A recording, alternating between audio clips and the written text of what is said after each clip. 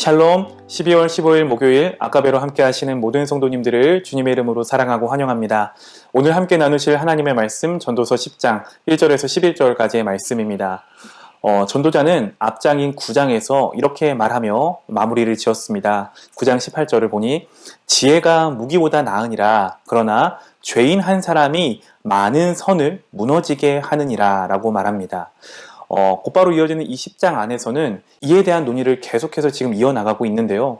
특별히 이 지혜와 우매함의 영향력을 대조하면서 이것을 듣는 독자들로 하여금 지혜의 길을 선택하도록 권면하는 내용이 10장의 줄을 이루고 있습니다. 먼저 10장 1절 함께 살펴보겠습니다. 죽은 파리들이 향기름을 악취가 나게 만드는 것 같이 적은 우매가 지혜와 존귀를 난처하게 만드느니라. 아멘. 1절부터 4절을 보면 전도자는 이 우매함과 지혜를 마치 죽은 파리와 향기름, 향수에 비유해서 지금 설명하고 있습니다. 여기서 말하는 죽은 파리라는 것은 별 볼 일 없는 존재, 굉장히 하찮은 존재, 하찮은 것을 상징하고 있습니다. 자, 그런데 그런 별 볼 일 없고 하찮은 대상이 아주 귀한 소중한 향기름, 향수에 빠지게 되면 악취가 나게 된다라는 것이죠. 자, 그런데 마치 전도자가 보기에 이 우매함과 지혜의 관계가 이 죽은 파리와 향기름의 관계와 같다라는 것입니다. 때로는 사람의 그 고귀한 지혜와 사람의 그 좋아 보이는 인격도 별 볼 일 없어 보이는 그 하찮은 존재, 하찮은 것 하나 때문에 우매함으로 인해서 완전히 훼손되고 그리고 악취가 나는 것과 같이 악한 영향을 사람에게 줄 수 있다라는 말입니다. 이처럼 오랫동안 공들여 쌓아온 모든 사람의 수고와 명예를 한순간에 무너뜨리는 것이 어떠한 크고 강한 그런 귀중한 존재 때문에 어떤 그런 것 때문에 벌어지는 것이 아니라 이 죽은 파리처럼 아주 작고 별 볼 일 없어 보이고 하찮아 보이는 그 우매함에서 시작된다라는 것을 전도자는 이 독자들에게 지금 주의하며 경고하고 있다라는 것이죠. 이 말씀은 우리에게도 적용해 봐야 할 말씀입니다. 우리가 개인과 우리 가정과 우리 교회 안에서 그리고 이 사회 안에서 이 사회가 쌓아올린 마치 향기름과 같은 아주 존귀한 것들, 사람의 고귀한 인격이라든지 성품이라든지 아주 고귀한 것들이 마치 이 죽은 파리, 별 볼 일 없어 보이는 그 작은 우매함 때문에 무너지게 되는 것을 우리는 종종 보게 됩니다. 따라서 성도는 이 전도자의 교훈을 마음에 깊이 새기고 이 작은 우매함으로 인하여서 일이 그릇되는 일이 없도록 늘 주의하고 지혜를 구해야 할 것입니다. 자, 이어지는 2절 말씀 함께 보겠습니다. 2절, 지혜자의 마음은 오른쪽에 있고 우매자의 마음은 왼쪽에 있느니라 라고 말하는데요. 성경에서 오른쪽은 대부분 어떤 강함과 선을 상징합니다. 반대로 왼편은 약함과 악을 상징하곤 합니다. 예를 들어 마태복음 25장을 보니까 예수님께서 양과 염소의 비유를 하시면서 양을 오른편에 그리고 염소는 왼편에 구분하시겠다는 말씀을 하시는데요. 대표적으로 이 예를 통해서 이 오른편은 선한 쪽, 왼편은 악한 쪽으로 상징한다는 것을 볼 수 있습니다. 따라서 이 말씀을 다시 오늘 말씀으로 가져와서 정리하자면 지혜는 하나님을 향해서 오른쪽, right, 오른쪽에 서 있는 마음의 자세를 말한다고 할 수 있습니다. 맞습니다. 사랑하는 성도 여러분, 이것이 하나님의 말씀을 가진 성도의 삶의 방향이자 자세여야 한다라는 말이죠. 성도는 늘 그 마음이 오롯이 하나님을 향한 편에 오른쪽에 서 있어야 하면서 하나님 앞에서 그래서 인정받는 지혜자로 세워져 가야 함을 전도자는 2절을 통해 우리에게 교훈하고 있습니다.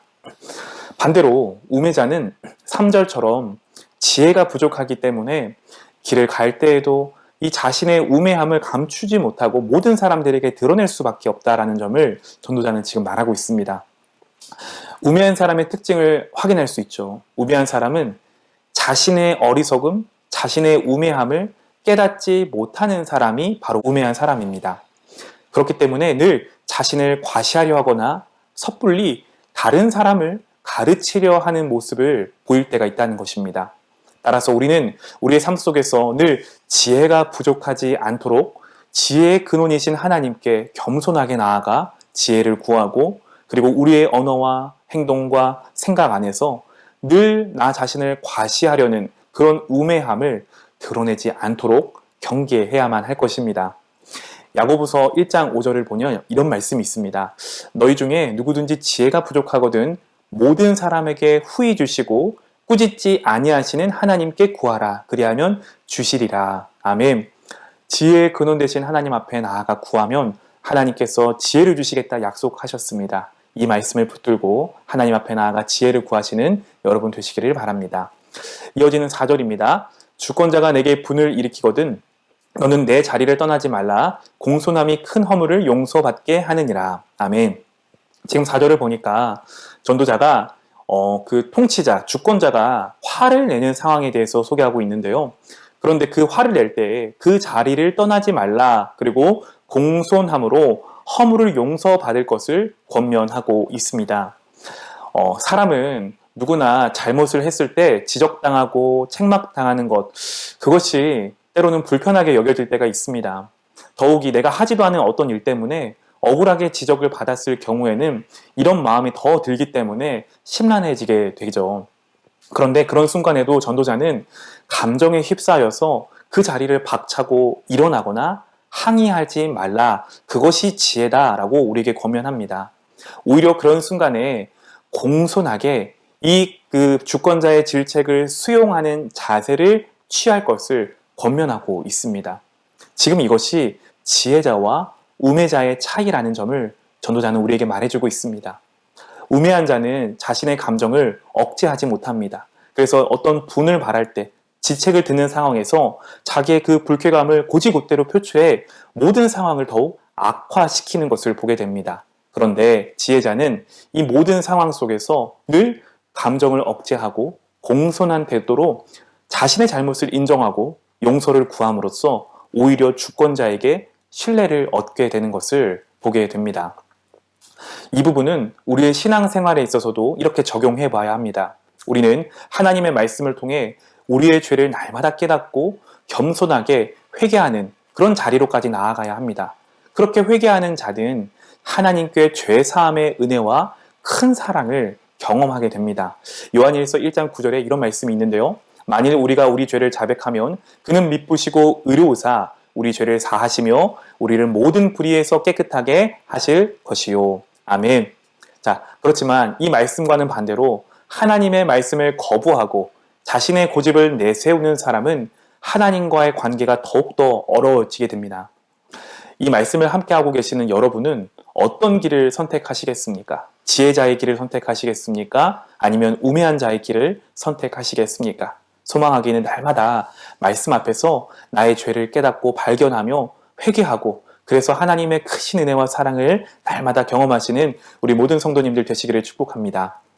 이어지는 5절부터 7절 말씀입니다. 전도자는 이제 해 아래에서 한 가지 재난을 보았다라고 말합니다. 바로 주권자에게서 나오는 허물이다라고 말하는데요. 여기서 이 허물의 원래 의미를 보니까 의도치 않은 실수나 성급한 말, 성급한 행동을 의미합니다.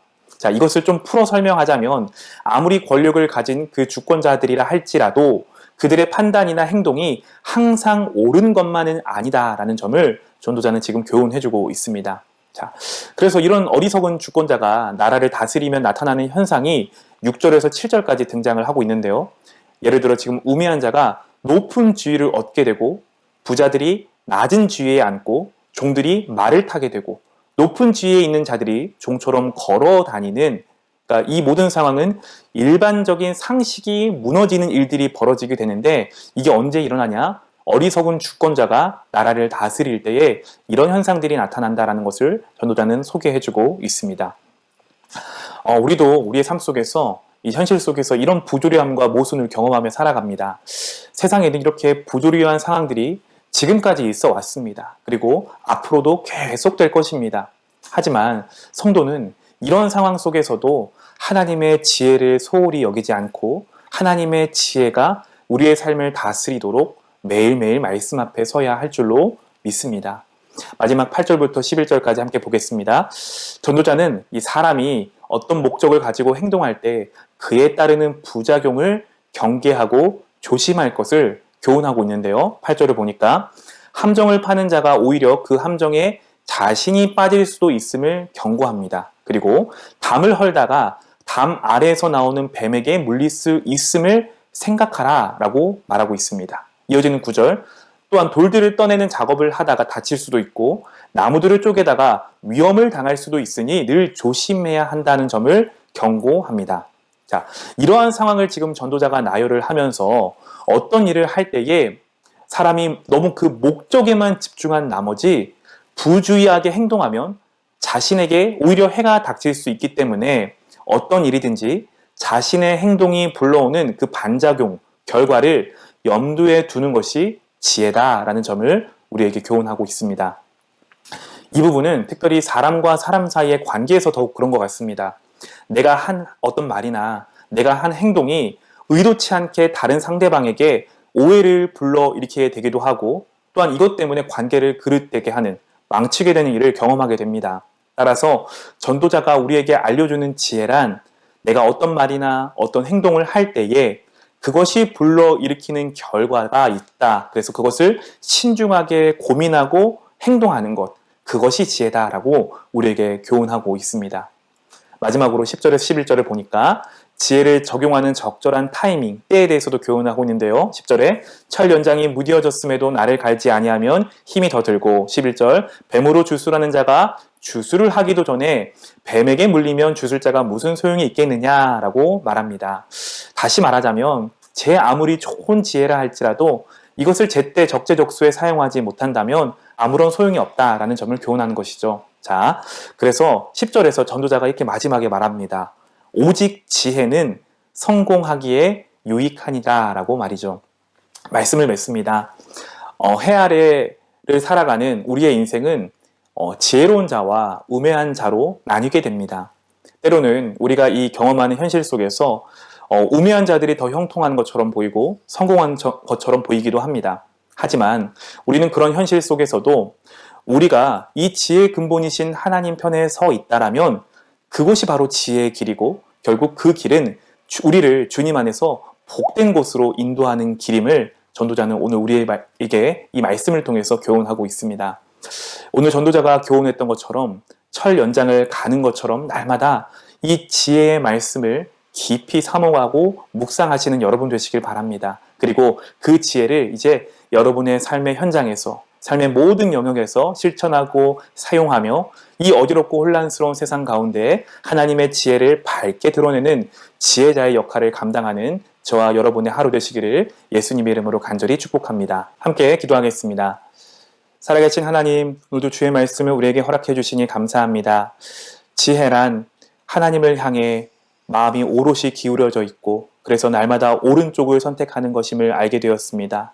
또한 하나님의 말씀으로 우리의 삶을 비춰보아 우리의 죄악과 허물을 깨닫고 주님 앞에 회개하며 날마다 주님의 크신 은혜와 사랑을 경험하는 것, 그것이 지혜임을 알게 되었습니다. 하나님, 어지럽고 혼란스러운 세상을 살아가는 이 하루, 하나님, 우리가 날마다 지혜의 근원이신 하나님 편에 서 있게 하여 주시고 그래서 그곳에서도 우리의 삶의 모든 영역에서 하나님의 지혜를 밝게 드러내는 그런 지혜자들로 오늘 하루 넉넉히 승리할 수 있도록 우리의 삶을 지키시고 인도하여 주옵소서. 감사드리며 이 모든 말씀 살아계신 예수 그리스도 이름으로 간절히 기도합니다. 아멘.